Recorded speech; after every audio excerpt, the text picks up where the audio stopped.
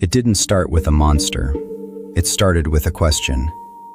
4 small words, and the whole world would crack along the line they drew. Did God really say?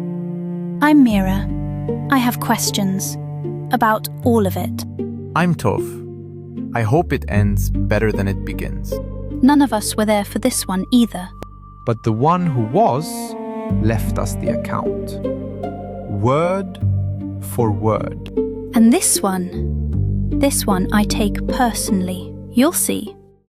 Not long before, God had spoken the whole world into being, light and sea and sky and every living thing, and looked at all of it and called it very good. He shaped a man and a woman and gave them a garden to keep and everything in it to enjoy. He gave them just one boundary. Of every tree of the garden thou mayest freely eat, but of the tree of the knowledge of good and evil thou shalt not eat of it, for in the day that thou eatest thereof thou shalt surely die. Everything, freely, except one tree. Not a trap, a line of trust. And then, into that garden came the serpent, the most cunning of all the creatures. It found the woman near the one forbidden tree. It didn't lunge, it didn't threaten. It leaned in close, soft as a friend, and asked, Yea, hath God said, Ye shall not eat of every tree of the garden? It only asked a question. A question with a hook in it. God said, freely eat of every tree but one. It just whispered that back as, you can't eat of any. And she answered it wrong. She said, or touch it. He never said that. Funny how fast fear writes new rules. Here's the part I don't love. Did God really say? That's my line. I say it about everything. I always thought the doubt made me clever. Watching it from out here, it just looks like the first thing that ever went wrong. Ye shall not surely die, the serpent said. Ye shall be as gods, knowing good and evil. And the woman looked at the tree, really looked. The fruit was good for food. It was a delight to the eyes. It promised to make her wise. She reached out. She took it. She tasted. Then she turned to her husband, standing there with her, and held it out. And he ate too. And somewhere, the light in the garden seemed to go thin. But they were already made in his image. So the serpent sold them a copy of what they already had. He sold them their own coat. And they bought it. And their eyes were opened. And the first thing they saw was themselves. They reached for fig leaves, stitching, covering, hiding.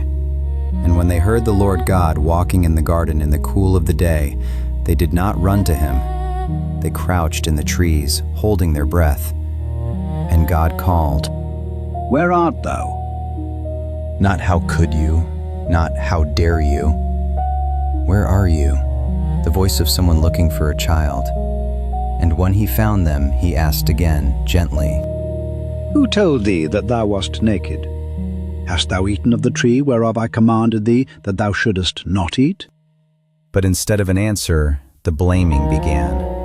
The man pointed at the woman and at the God who gave her, and the woman pointed at the serpent. The serpent beguiled me, and I did eat. Nobody just said sorry. They pointed, every one of them. I do that. I point. We all learned it here. That's the part I can't get past. They hid, and he came looking. He didn't have to. He wanted them back before they ever said sorry. That seeking never stopped. Long after, Jesus said why he came. For the Son of Man is come to seek and to save that which was lost. The same voice, walking the garden, still calling our name. Then God turned to the serpent and cursed it. Upon thy belly shalt thou go, and dust shalt thou eat all the days of thy life. And into that very curse he folded a promise, the first time rescue was ever spoken aloud. And I will put enmity between thee and the woman, and between thy seed and her seed. It shall bruise thy head, and thou shalt bruise his heel. A child of the woman would one day crush the serpent and be wounded doing it. The whole rest of the Bible unfolds from that one line. The promise came first, but the choice had a cost, and God would not pretend otherwise. To the woman, in sorrow thou shalt bring forth children. To the man, cursed is the ground for thy sake. Thorns also and thistles shall it bring forth to thee. And in the sweat of thy face shalt thou eat bread, till thou return unto the ground. For dust thou art, and unto dust shalt thou return. Hard words, no softening. And the man heard all of it, the sorrow, the thorns, the dust, and turned to his wife and called her name Eve, the mother of all living. A name like a small flag of hope, planted in the shadow of a death sentence. I came in ready to argue. One fruit, one rule. It seems harsh. But he spoke the promise first, right there in the curse on the serpent, before he ever told them what their choice would cost. To the two people who had just betrayed him. That promised child has a name. Paul wrote it to the church in Rome. And the God of peace shall bruise Satan under your feet shortly, the woman's seed, Jesus, the heel that breaks the serpent's head. And before he sent them out, he knelt down. Their fig leaves were never going to be enough, so God did something tender and terrible. Unto Adam also and to his wife did the Lord God make coats of skins, and clothed them. He covered their shame himself, but it cost a life that was not theirs. The first of countless times he would cover us at his own expense. And there was a cost they could not undo. They could not stay. The Lord God sent him forth from the Garden of Eden to till the ground from whence he was taken. Out they went, east of Eden, into a harder world, to work the very dust they were made from. And at the east of the garden he set cherubims, and a flaming sword which turned every way, to keep the way of the tree of life, not to mock them, but to keep them from eating and living forever in what they had broken. The gate closed behind them. This is where the rest of the story now lives, outside the garden. But the way home was not closed forever. It was only waiting, because the promise kept walking.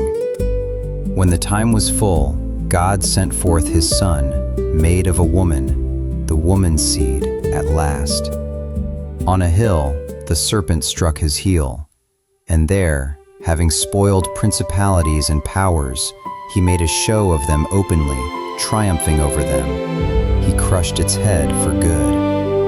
The first question that ever broke the world, did God really say, was answered on a cross. He really did. He really does. So, did God really say? He did, and then he kept a promise I didn't deserve. I hate how much that gets me. You don't hate it. I don't hate it. I'm Tov. She's Mira. The story keeps going. Come wander through the next one with us.